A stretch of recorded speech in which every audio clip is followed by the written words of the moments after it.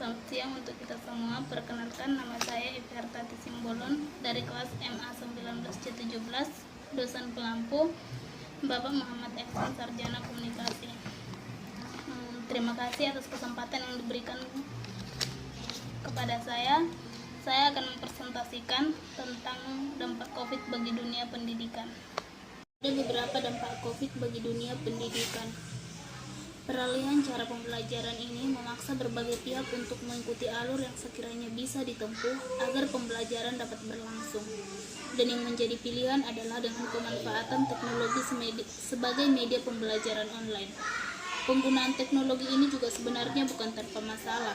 Banyak faktor yang menghambat terlaksananya efektivitas pembelajaran online. Di antaranya, yang pertama adalah penguasaan teknologi yang masih rendah. Harus diakui bahwa tidak semua guru menguasai teknologi, terutama guru generasi yang lahir pada tahun 1980-an ke bawah, yang pada masa mereka penggunaan teknologi belum begitu masif. Sebenarnya mereka bukan tidak bisa kalau mau belajar, pasti mampu, karena prinsipnya guru adalah manusia pembelajar yang harus selalu siap menghadapi perubahan zaman, sekaligus mengikuti perkembangannya. Keadaan hampir sama juga dialami oleh para siswa. Tidak semua sudah terbiasa menggunakan teknologi dalam kehidupan sehari-hari, terutama yang berada di pedesaan. Di sekolah pun mereka harus rebutan dalam menggunakan perangkat teknologi pendukung pembelajaran karena keterbatasan sarana yang dimiliki oleh sekolah.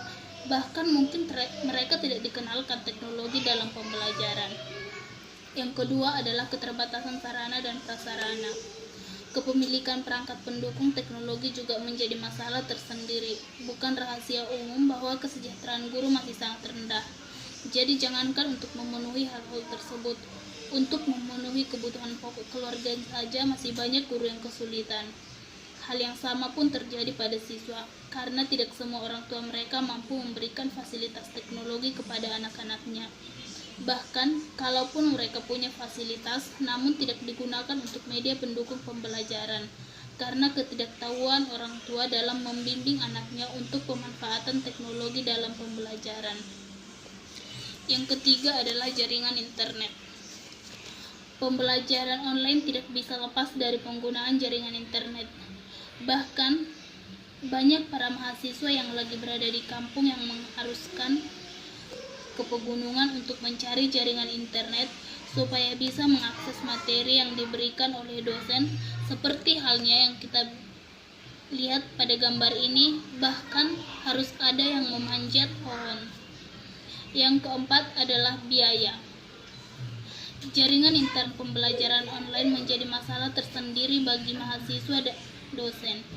Kuota yang dibeli untuk kebutuhan internet menjadi melonjak, dan banyak di antara guru juga orang tua ataupun mahasiswa yang tidak siap untuk menambah anggaran dalam menyediakan jaringan internet. Metode pembelajaran online ini sebenarnya sudah bukan barang baru, sebab di beberapa negara, terutama di negara maju, kegiatan ini sudah terbiasa. Adapun